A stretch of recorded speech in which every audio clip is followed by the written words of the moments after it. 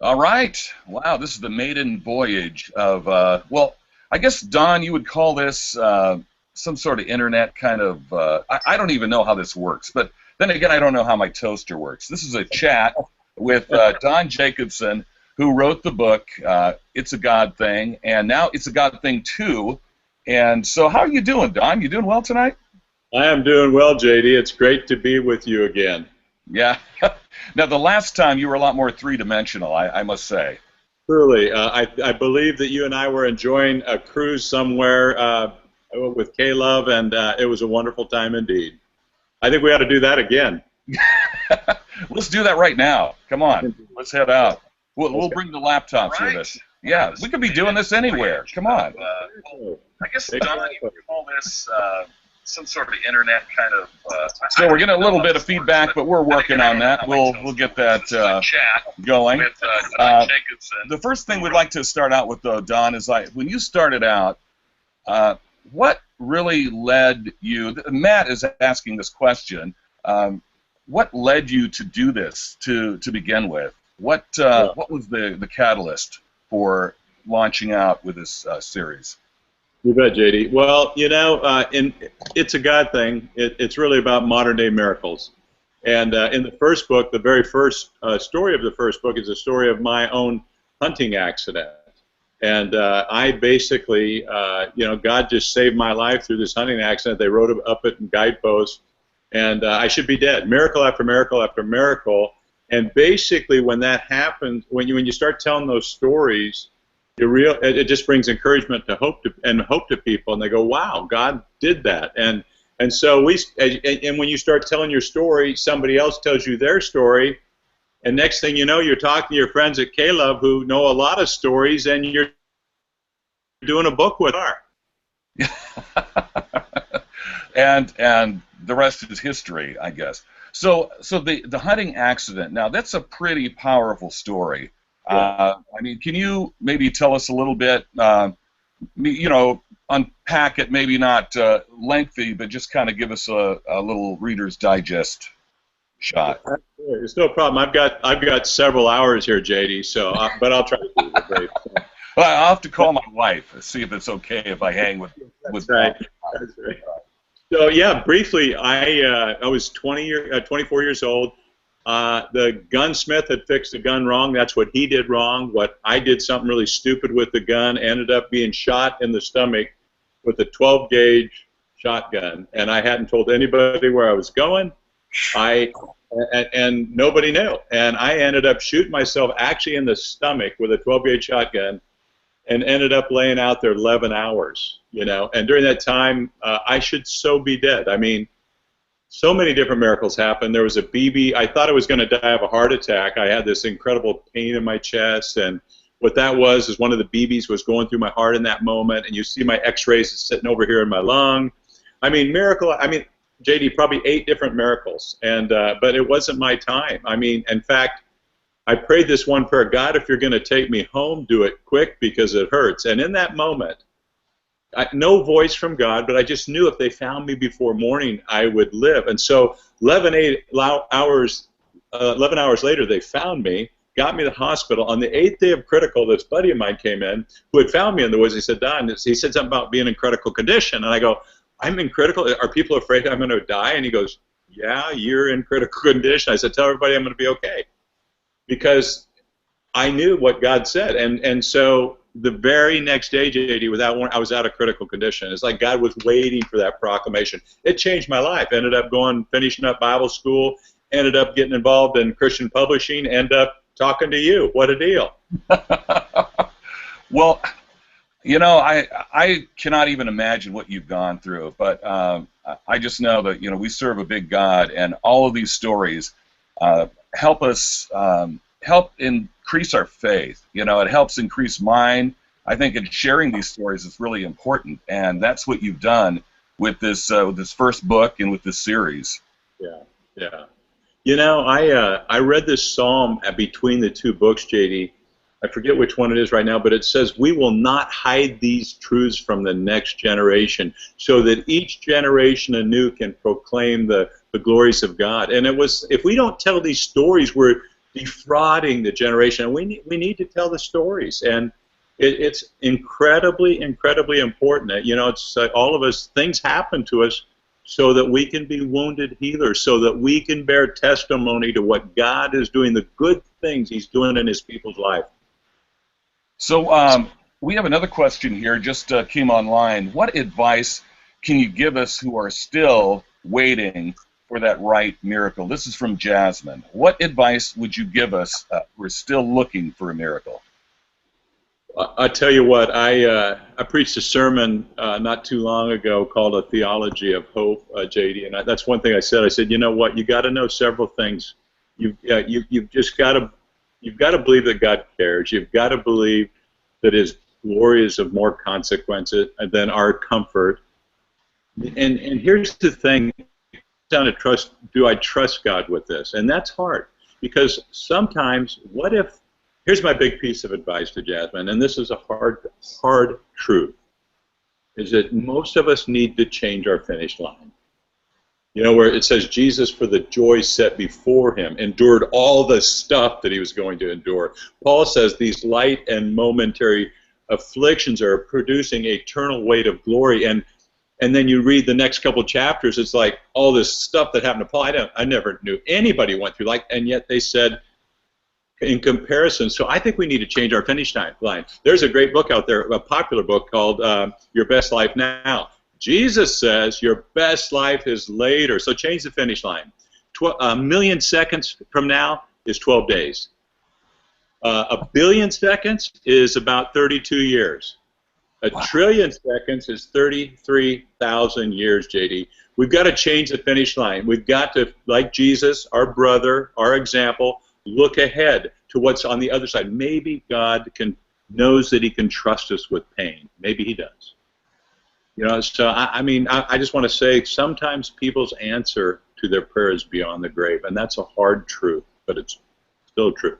But remember this, I think, for people, JD, is that I love that Psalm 56 where it says He collects our tears in His bottle.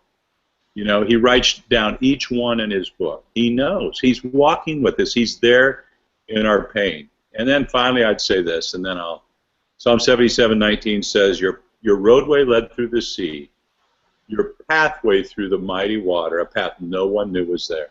The point is, God has a way of delivering you can't even imagine. We've got to trust Him with our pain. You're right. And I think in the church today, in a lot of places, we're getting not quite a complete gospel, I got to say. And yeah. You look at our example, like the disciples, for instance, Don.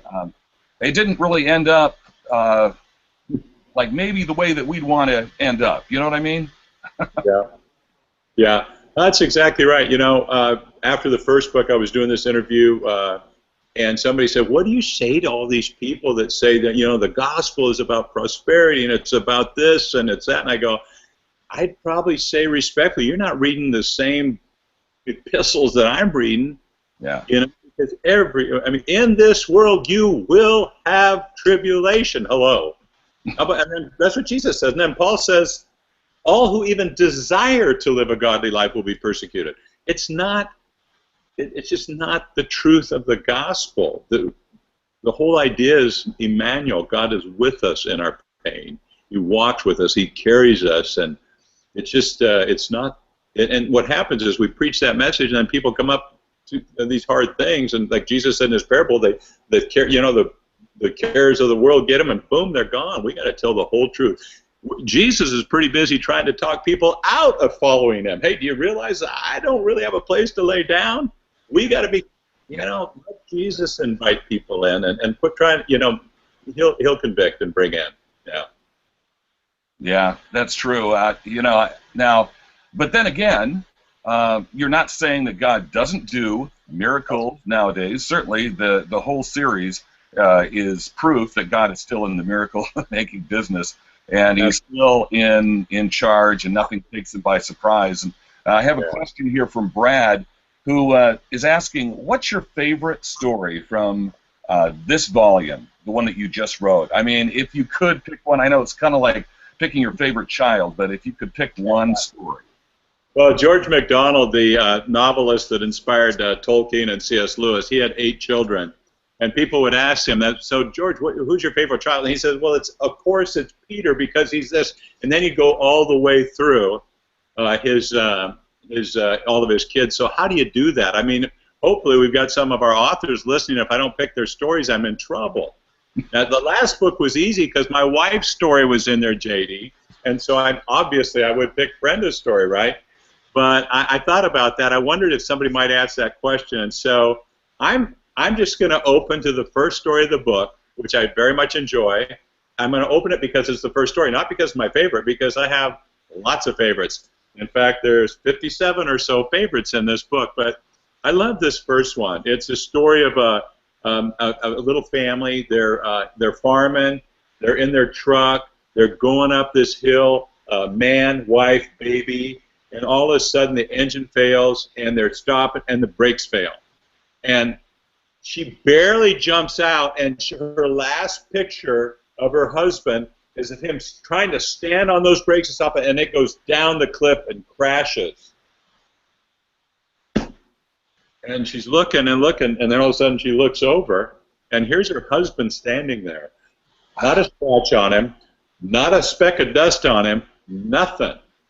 And she goes, and he says, I think God put me here. The story's amazing. I love it. It is one of many favorites. How's that? That's good. Rescued. It's by Susie Whitten. Okay. We have another question here. Why do you think some people have a hard time accepting that God still intervenes in lives miraculously? Yeah. Well, a couple of things come to mind on that one. One is it's not been part of their experience. You know, maybe they haven't had something. Maybe they don't know somebody that's had something happen.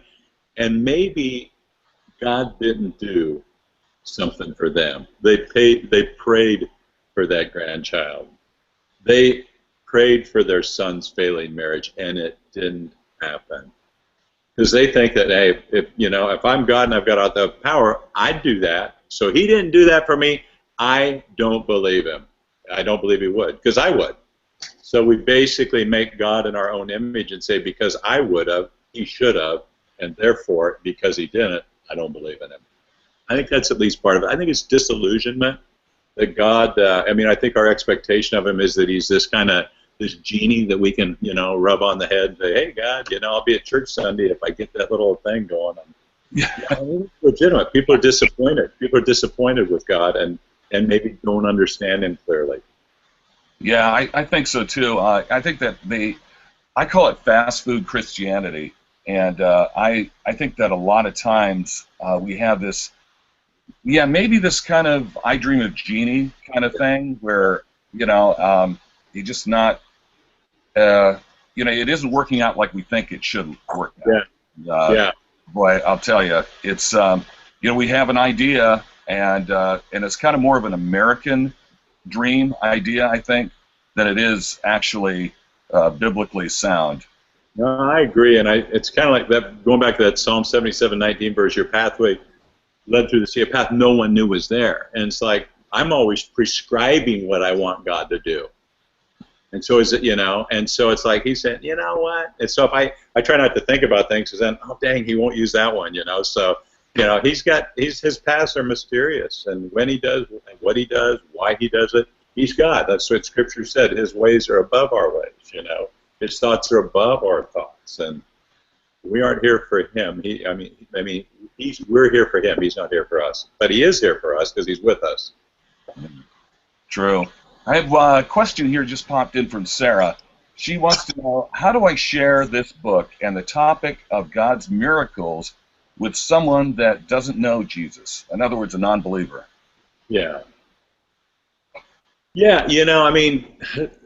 That's a great question from Sarah. I think it all is the context of relationship. For me, it's pretty easy to just, somebody needs encouragement. Hey, maybe here's some stories that encourage a couple of my friends or encourage me. I thought you might enjoy it.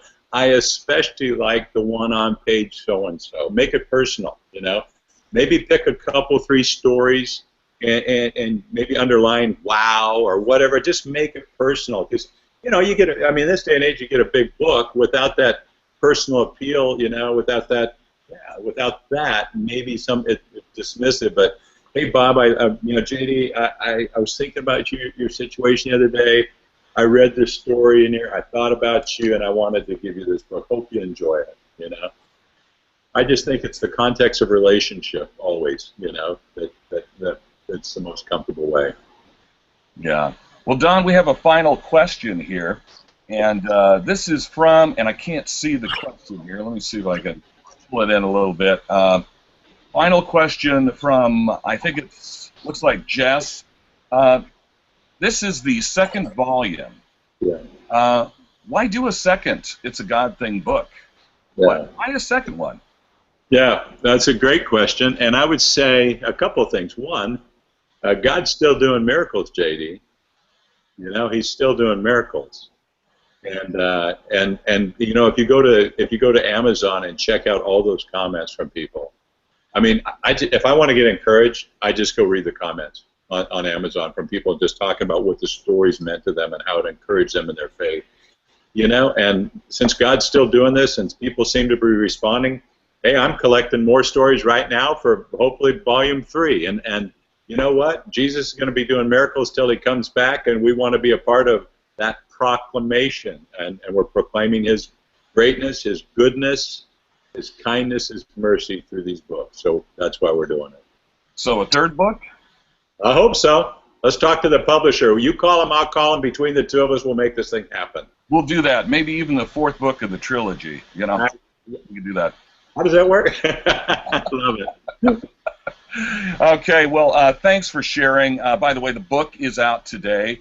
If you've seen the first one, if you've happened to read it, you know that it's an amazing book, and this is certainly goes right along with the first one. And I want to thank Don Jacobson for being here with me and for joining us on this inaugural, this maiden ship voyage of this format. And who knows, we may do this again soon. I like it, Brady. Yeah, it's great. By the way, you can get your copy. Read a sample right now at klove.com/godthing.